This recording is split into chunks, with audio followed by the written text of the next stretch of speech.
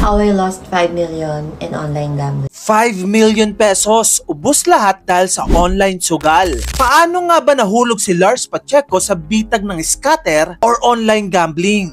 So yung una kong talo, pasabog na almost 600k, naging 1M siya, kakabingo ko. Diba? In just a span of 2 months, natalo ko ng almost 2 million. So all in all, yung mga panalo ko ng mga nakaraan, nakash in ko lang siya ulit. Kasi nga, labis. To cut the long story short, naging addict ako sa sabong. Nagsimula daw si Lars sa small bets. Pakonti-konti lang hanggang sa nalulong na siya ng sobra. From a few hundreds of pesos, umabot siya sa 5 million at lahat yon natalo dahil sa online gambling. Sa sobrang pagka-addict niya dito, hindi na nga daw siya makafocus sa pageant training niya, kaya naman natalo siya sa contest niya sa Thailand. Which is, ito na yung pinaka-prestiyosong pageant na sasalihan na niya sana. She admitted na I've met evil in the form of gambling. Naging mayabang daw siya, natutong magsinungaling at umabot pa sa point na nasa madilim na kwarto siya mag-isa at nagbet ng 100,000 pesos at desperado na nagdasal kay Lord para manalo. Pero ayun, pagkatapos nun, she broke down and cried, realizing kung gaano na siya nawala sa sarili. Finally, Lars shared her realization. She made a video para ikwento yung struggle niya, hoping na may masave siyang ibang tao from the same fate.